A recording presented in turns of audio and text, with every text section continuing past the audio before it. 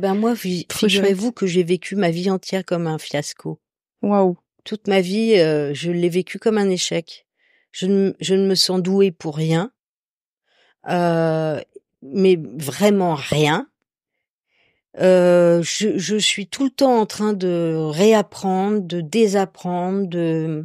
Par exemple, je ne sais pas comment on fait pour jouer. C'est pas vrai. Oui, oui. Ok. Et donc, par exemple, moi, je m'en remets complètement au metteur en scène, complètement à la costumière, complètement au coiffeur. Je ne décide rien. Ok. Je me laisse habiller, j'apprends les mots et après, je me dis, ok. Et ça vous permet de lâcher prise peut-être avec votre identité pour vous fondre dans le personnage au final? Ben, ça me permet d'être surprise par les metteurs en scène que je rencontre, par l'histoire, par mes partenaires. En fait, c'est cet espace qui se modifie quand on est ensemble. C'est comme si je vais à une fête et je ne sais pas du tout qui va y avoir dans cette fête. C'est terrifiant, ouais, d'un côté, non? Ah bah non, je trouve Ça que vous en plaît? fait c'est la vie. Je ne sais pas ce qui va se passer quand je vais sortir de cette interview. Est-ce que je vais aller dans la rue? Est-ce que je vais prendre un seau d'eau sur la gueule?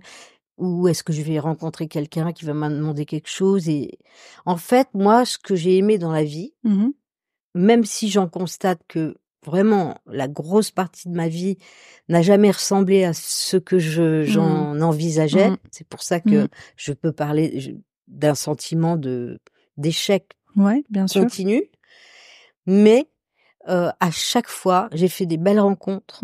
J'ai appris quelque chose. J'ai appris quelque chose sur moi. Et très bizarrement, toutes les choses que j'ai apprises ne me servent pas. Mais c'est fou, je trouve ça passionnant. J'ai envie de creuser sur le sujet. Ouais, elles me servent très ponctuellement mais à moi, elles ne servent pas. Et alors, quelles sont les ressources que vous gardez en vous? Celles que vous avez apprises presque par erreur? Je pense que c'est d'apprivoiser le doute. C'est d'apprivoiser l'inconnu, l'instant. Et de ne pas avoir peur de ça. De l'accueillir. Mais même le mauvais instant, de l'accueillir. Et de se laisser bouleverser par ça. Se laisser traverser par les choses. Et non pas vouloir les façonner. Contrôler. Voilà. Donc, j'ai été metteur en scène aussi. Et même quand j'étais metteur en scène, j'aimais bien laisser croire que je ne savais pas où on allait. Et qu'est-ce que ça provoquait chez les gens autour? Est-ce que ça les laissait l'idée dans leur position? Je crois que ça leur laissait de la liberté. Ouais. Ça leur laissait l'idée que tout était possible et que je n'avais pas de préjugés et que j'allais accueillir ce qui allait venir. Après, la mise en scène, après c'est organiser tout ce qui est venu comme ça.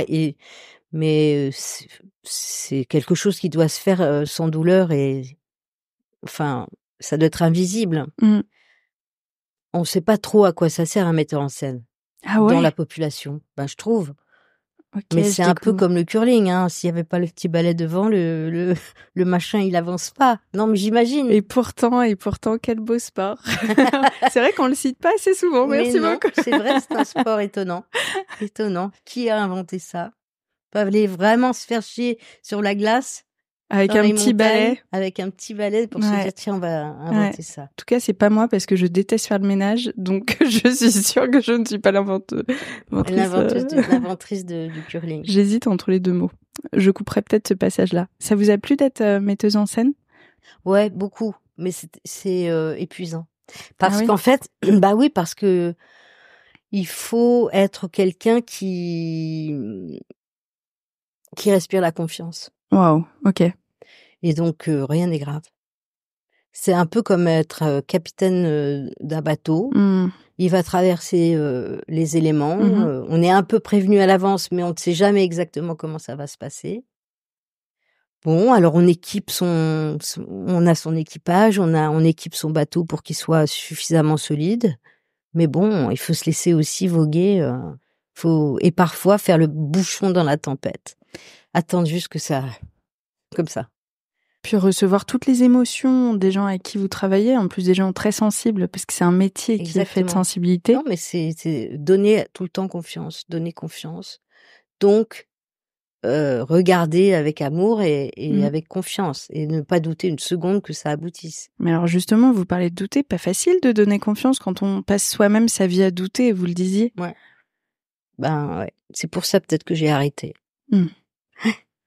J'ai arrêté la mise en scène. Enfin, je le fais très très occasionnellement. Ce serait quoi votre job de rêve si vous deviez reprendre ce rôle-là? Non, mais moi j'ai écrit un film encore il y a pas si longtemps qui ne se monte pas vraiment. C'est le temps du cinéma est très long. Donc non, mon job, ça serait de m'asseoir, m'allonger sur une plage et aller me baigner, puis revenir, faire un petit pique-nique, me baigner, rencontrer des gens, parler. Parce que je trouve, une des choses les plus passionnantes que je trouve dans la vie, c'est entendre les gens raconter leur histoire. Tous les gens ont une histoire et ça devrait nous unir beaucoup plus. Parce que quand les gens racontent leur histoire, il y a plus d'intérêt à rien, c'est juste donner. Et ce partage-là et le respect que ça sollicite et que ça suscite aussi, moi je trouve que c'est la base de l'humanité. C'est clair, et il y a une raison pour laquelle le podcast marche autant à l'heure actuelle, c'est qu'il y a même une intimité aussi. Quand on se raconte des histoires, il y a un moment qu'on partage qui est un peu unique. Je vais vous apprendre à monter votre propre podcast. Je vais vous faire du podcast. Mais vous êtes courageuse de faire ça. Je sais pas si je suis courageuse, mais en tout cas, je me sens vachement chanceuse parce que... Et c'est venu d'où d'avoir envie de faire ce podcast-là sur ce thème-là? Moi, j'étais journaliste chez Cosmo. Ouais. J'étais chef de rubrique et je rêvais de faire de la télé, de la radio, mais j'ai pas fait d'études de journalisme et donc j'avais ni réseau, ni compétences pour prétendre à un autre poste. Et je découvre le podcast, ce format qui est long. Regardez comme on peut discuter. Moi, je trouve ça fou, quoi. Comparé à, vous savez, toutes les petites vidéos où on vous dit en 30 secondes de répondre avec un mot. Moi, je trouve ça horrible, en fait. Je trouve que ça déshumanise tout. Et je réfléchissais à un thème. Et quelques temps auparavant, j'avais fait une interview d'entrepreneuses inspirantes. Et parmi toutes les questions que je leur posais, la question où elles étaient le plus vulnérables et sincères, c'était celle de l'échec. Et j'ai l'impression que on est tous toujours en train de se donner un peu un rôle, vous savez, à la LinkedIn. Voilà, j'ai fait tel film, etc. Si on regarde votre page Wikipédia, on voit tous les projets s'aligner. Mais qu'est-ce qui se passe derrière ? C'est le doute, vous en parlez. Entre chaque projet, c'est est-ce que ce que j'écris c'est bien ? Est-ce que je vais trouver des financements ? Nous, on fait un métier où on ne sait pas à l'avance. Ouais. On ne sait pas à l'avance, même si on va encore vouloir de nous. On ne sait pas à l'avance. Moi, je sais déjà pas ce que je vais faire dans 3 mois. Oh là là, c'est stressant ça. Mais non, mais moi, j'aurais pas aimé savoir. C'est vrai ? Ouais. Ok. En fait, je crois que j'ai fait le bon métier pour moi. Dans le sens que on est tout le temps au bord d'une falaise. Il y a un petit vertige. Mais c'est ça que j'aime. C'est excitant, en fait. Ouais. Et puis, surtout, il y a des surprises, des rencontres incroyables, des gens il y a même des gens à côté de qui on aurait pu passer. Ouais. Et puis après, on se dit, mais mon Dieu, mais c'est vertigineux. Si j'étais pas allée là. Donc, en fait, l'essentiel, c'est de marcher. C'est d'être dans le mouvement, c'est d'être dans le mouvement, c'est d'être dans l'action. C'est clair. Et qu'importe d'ailleurs la voie, moi mon thème c'est l'échec, mais j'ai l'impression que par moment, si on dézoome un petit peu de la situation, on se rend compte qu'on n'a pas pris le chemin qu'on espérait, mais comme vous le dites, ça pousse vachement à se dépasser, à se surpasser, à essayer de transcender la chose.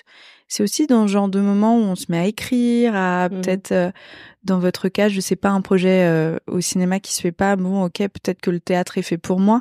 J'imagine que dans votre carrière, c'est fait de plein de moments comme ça. Plein. Vous avez fait un pas de côté, en fait. Ouais, et c'est même dans les moments où on est vraiment prêt à arrêter. C'est toujours là où ça se passe? Ouais. Ah, c'est fou, ça. Ouais. C'est le moment où on lâche prise totalement, où on se dit, bon, bah, ça y est, et tout d'un coup, il y a un petit ressort. Ouais, c'est une question d'énergie, c'est pas possible autrement. Ouais, je sais pas, on doit dégager à ce moment-là, je sais pas, des ondes qui sont plus volatiles que celles qu'on dégage quand on. Mais c'est comme en amour, non? C'est comme en amour. Ouais, je sais pas. Lâche... Alors là, moi, je peux pas donner des leçons d'amour parce que j'ai pas été très forte là-dedans non plus. Mais je sais pas. Si on savait la potion magique de ça, tout le monde la boirait. Ouais, c'est clair. C'est quoi pour vous le secret de l'amour? Oh là là, si je savais. Mais j'ai pas de bague au doigt non plus. Hein. Mais je pense que c'est une grâce en fait. On dit que on a un peu banalisé la rencontre et l'amour. Or, la rencontre, c'est une grâce. Et la rencontre amoureuse, à ce moment-là, on est des anges. Et bah, c'est pas donné à tout le monde. C'est pas donné à tout le monde. C'est en chacun, il est possible de le vivre, mais la grâce, elle vient ou pas. Et je sais pas si on peut se mettre en état de provoquer ça. Je ne sais pas. Moi, je fais une étude un peu sociologique depuis cet été sur le sujet. J'ai essayé de complètement lâcher prise cette idée de la rencontre, et c'est pas facile, surtout quand on est quelqu'un d'un peu anxieux et dans le contrôle. Et je me suis dit que j'allais plutôt provoquer un élan en moi de ok, je sors, je rencontre, je suis souriante, je suis ouverte à la rencontre, je date beaucoup, il se passe rien du tout, c'est que des premiers dates. Et en fait, je me suis rendu compte que petit à petit, c'est comme un élan où tout d'un coup on est plus sûr de soi parce qu'on se rend compte que je sais pas, c'est comme un mouvement, vous en parliez tout à l'heure, juste se mettre en mouvement. Je pense que le dating, c'est aussi ça. Mais la rencontre, le fait d'être aligné avec une personne, ça, c'est pour ça que c'est rare et tant mieux, quoi. Ouais. Et quand ça arrive... Waouh. Ah bah on vole un peu. Ah ouais. Non, mais c'est vrai. Et donc, c'est pour ça que c'est rare. Et c'est pour ça que c'est beau. Et tant mieux. Et voilà, donc, faut pas s'affoler. Ça arrive. En revanche, j'aimerais reparler de cette question d'énergie, de quand vous lâchez prise, vous avez des rôles alors que vous pensiez devenir fleuriste dans les mois qui suivent. J'ai l'impression que ça, c'est vraiment un dénominateur commun chez beaucoup d'acteurs. Je pense à des acteurs hollywoodiens. C'est toujours ce moment de lâcher prise, de ok, j'arrête, où on séduit le plus. Est-ce que c'est le côté... je sais pas, sûr de soi, je m'en foutise, vous l'analysez comment, vous?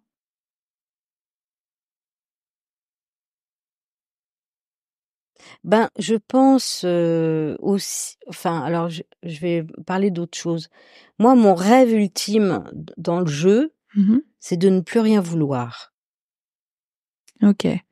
Et de me laisser totalement traverser par ce qui arrive. D'être à l'écoute de mon metteur en scène, de me laisser aller à mes partenaires et de me laisser traverser par ce qui va se passer. Et donc, il doit y avoir quelque chose de semblable dans la vie, qui est d'être en totale disposition ou en totale... c'est comme, par exemple... on peut dire aussi que la plus grande déconcentration, c'est l'extrême déconcentration. Ok. Bah, si vous êtes hyper concentré, si vous êtes hyper à l'écoute. Donc, l'idée de focus, elle rejoint une idée de... Moi, je suis très focus si j'ai observé tout dans cette pièce et que j'ai senti plein de choses de vous. Petit à petit, ça va s'essentialiser. Mais c'est pas de se mettre comme ça. Oui, parce qu'on voit plus rien autour. Voilà. Donc, ok. C'est Van Damme, c'est... Ouais. Et c'est important de signer. Non, mais je vois ça, par exemple, par exemple, Jamel Debbouze, quand il joue, il il est très ouvert il peut paraître déconcentré, mais en fait, il attrape tout. Ah ouais, ok. Et donc, en fait, il est hyper inspiré. Et donc, ça tire vers le haut ou ça perturbe quand on est... Non, ça tire vers le haut. Ouais. Ça, c'est comme une valse. Vous commencez à tourner, puis au bout d'un moment, vous vous laissez emmener dans le mouvement. Et ou je dis la valse, mais ça peut être tous les arts qu'on finit par un peu maîtriser. Le plus intéressant, c'est quand on ne veut plus le maîtriser. Et vous y arrivez aujourd'hui à se lâcher prise totale ou c'est encore en travail? C'est encore, de toute façon, moi, il y a une façon de jouer que je rêverais d'arriver à ressentir, et je ne l'ai pas encore. Donc, tant que je ne l'ai pas... Ok, vous lâchez rien. Non. J'aimerais atteindre un niveau de vrai. Oui, je vois ce que vous voulez dire. On a tous des références dans le cinéma d'acteurs... tellement vrais, tellement là, tellement... Et j'y suis pas encore. Bon, en plus, on est super dur avec soi, et tant mieux, ça tire vers le haut aussi, mais j'imagine que... quand vous... Oui, voilà, vous êtes pas toujours très tendre, alors que... Non, mais je pense que c'est comme les musiciens, quand ils connaissent parfaitement une partition, il y a un moment où ils sont plus le prolongement. Enfin, ils permettent à la musique d'être leur propre prolongement. Et il faudrait moi, j'aimerais arriver à ça dans le jeu. Ok. Et ce doute-là, je me dis aussi que ça vous permet de garder les deux pieds sur terre, le sang-froid, une vraie humilité, et que c'est nécessaire aussi, non, pour jouer? Ouais, enfin, je sais pas ce que c'est que l'humilité. Moi, je sais que ce qui m'intéresse le plus dans la vie, c'est la vie. Donc, moi, je mets de la vie dans tout, et même dans mon travail. Donc, c'est important pour moi de travailler avec des gens que j'aime. C'est important d'échanger. Et je pense que je suis quand même si je dis que je pense ne pas avoir réussi, je pense en tout cas ne pas avoir loupé mes relations, mes rencontres. Puis on pense au cinéma, c'est un métier où on attend beaucoup, on est vachement en lien avec les gens, parce que vous avez une scène, mais entre chaque scène, il y a énormément d'attentes, non? Je pense que c'est le moment où vous restez tous entre vous durant des tournages qui parfois durent 3 mois. Vous racontez plein d'histoires et ça doit être hyper humain aussi là-dessus. Ouais. Ça, c'est trop cool. Ouais, mais c'est pas que les acteurs, c'est aussi l'équipe. Oui, l'équipe. Moi, j'ai fait partie d'une équipe il y a pas très longtemps où à quasiment chaque poste important technique, il y avait des personnes qui avaient vécu des trucs dingues. Et donc, il se dégageait une humanité de ça qui mettait beaucoup de douceur dans le travail, en fait. C'est trop bien quand on peut travailler avec des gens comme ça. Ouais. Ça, c'est génial. Mais bon, c'est des gens qui ont souffert, en fait. Ouais. Et quand on a compris que tout le monde a une histoire, que tout le monde souffre, ça nous rend égaux, en fait. C'est clair. Ouais. J'avais eu la chance de déjeuner à côté du créateur. Vous vous rappelez de l'émission Striptease dans les années 80? Ça, c'était mon émission phare. Ouais. Et je lui avais demandé, un peu comme tout le monde, mais comment vous trouvez ces gens qui ont des parcours quand même assez incroyables, quoi. Il m'avait dit, mais tout le monde a une histoire à raconter, mais si vous saviez, on creuse un tout petit peu la surface de chaque personne et il y a un truc fou, quoi. Vous avez une histoire, c'est évident. Sinon, vous ne feriez pas précisément ce podcast. J'adore entendre les histoires des autres en tout cas, et merci beaucoup pour ce temps avec vous. Vous voyez, c'est trop bien le podcast, on papote comme ça. Ouais, moi j'aime bien. Moi, j'aime bien tous les nouveaux supports. J'en ai fait des podcasts, j'aime bien ça. Ah ouais, c'est un moment qui est chouette et puis on prend le temps surtout, et ça c'est quand même une richesse. Merci beaucoup Isabelle. Et non, merci à vous. Bonne chance. J'espère que cet épisode vous a plu. Pour suivre les coulisses du podcast, n'hésitez pas à me follower sur Instagram @Paulette_Grisoni, sur Twitter, podcast LL en majuscule, ou sur Facebook, La Leçon Podcast. On se dit à très vite pour un nouvel épisode.